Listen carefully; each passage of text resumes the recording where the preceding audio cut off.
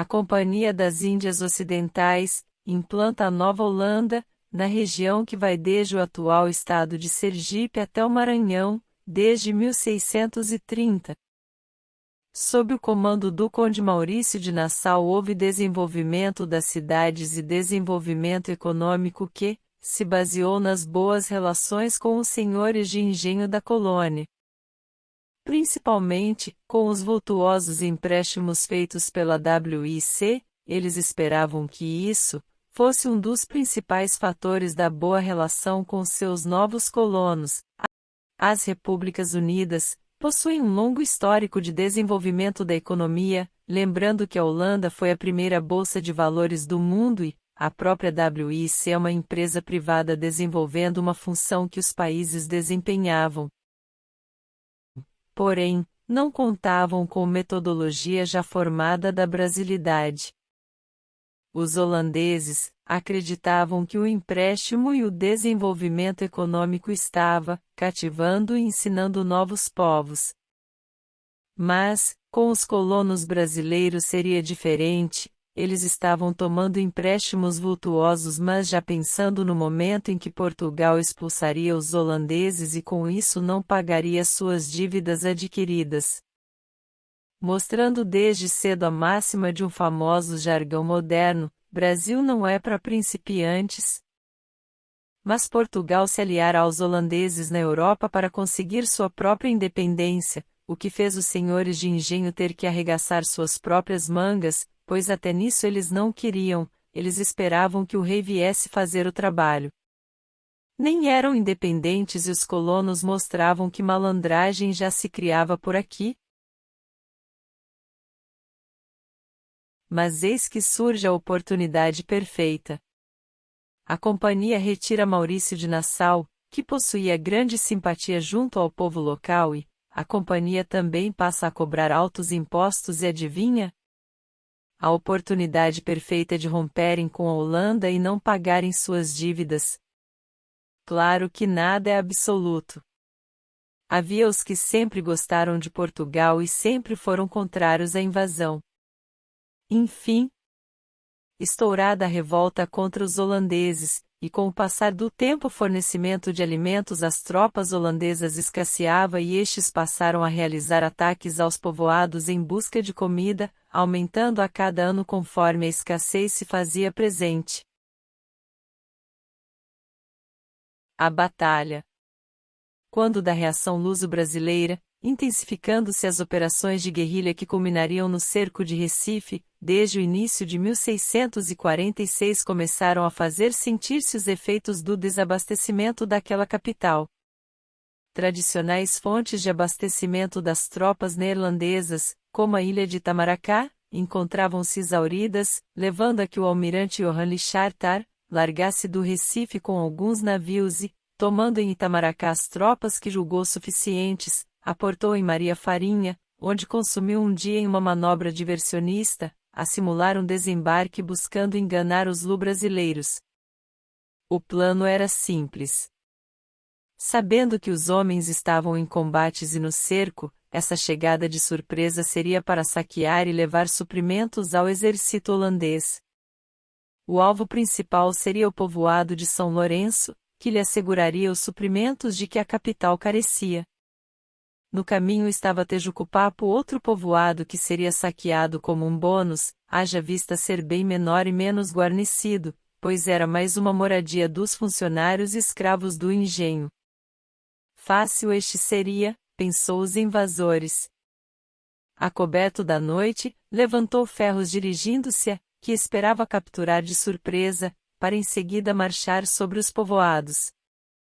No campo oposto, em Tejucupapo, que contava apenas com mulheres, crianças e idosos. Além de alguns feridos que estavam recolhidos lá.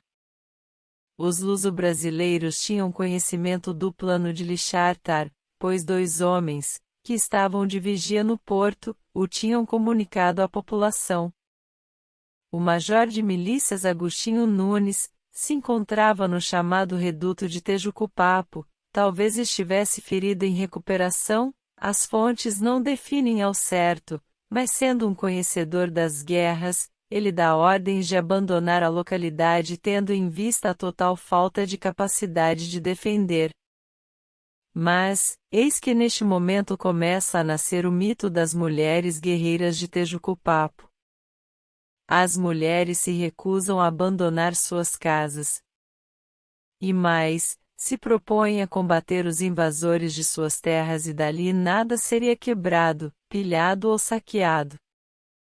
Agostinho Nunes tenta convencê-las da loucura e erro de se tentar isso tendo em vista que não possuem armas nem sequer ferramentas suficientes para todas.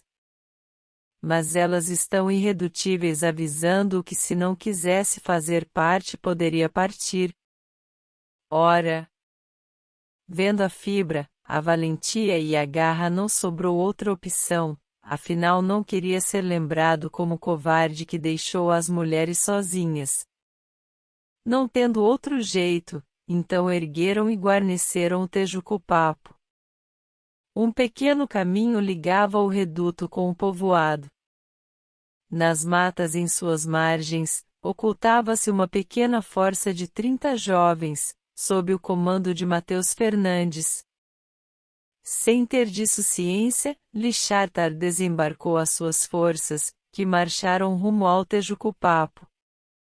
Ao se aproximar do reduto, segundo a tradição, uma das mulheres da povoação tomou em mãos uma imagem do Redentor e, exibindo-a, chamou as demais às armas. As mulheres guerreiras de Tejucupapo prepararam-se para entrar em combate, utilizando como armas água fervente com pimenta, chuços e enxadas.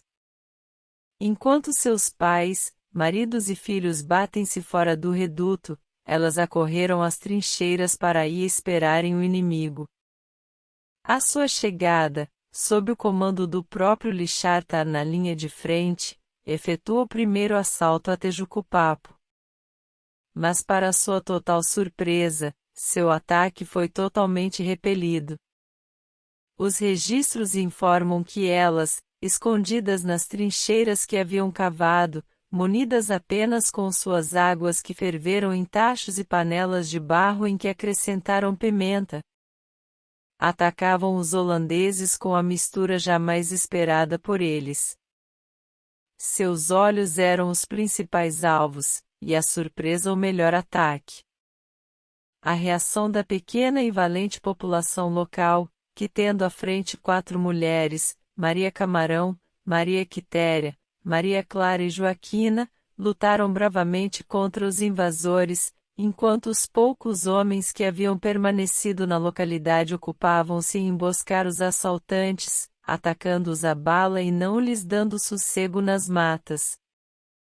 Lichartar, não satisfeito em ver as mulheres sendo a linha de frente no ponto de maior força do combate, por 3 vezes investiu contra as linhas inimigas, assalto de suas tropas, mas todos foram rechaçados com furor pelas heroínas guerreiras de Tejucupapo. Compreendendo as suas perdas e, ponderou que mesmo com a havendo vitória, não conseguiria marchar sobre São Lourenço, e assim ordenou a retirada, determinando conduzir os seus mortos para ocultar o número relativamente volumoso dos soldados que perderá.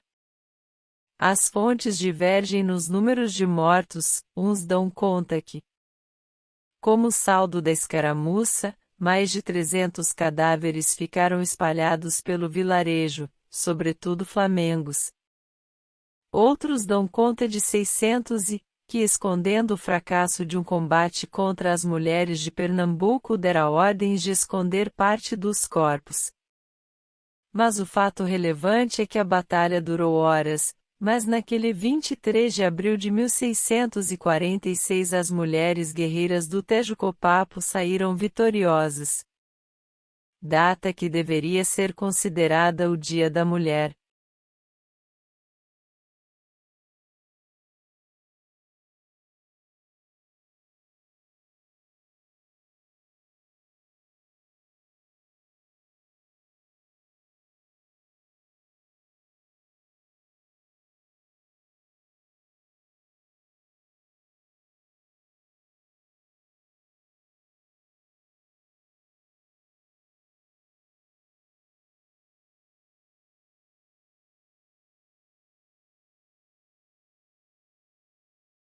Espero que ano que vem, ou esse quem sabe, eu possa ir lá assistir esse maravilhoso espetáculo pessoalmente.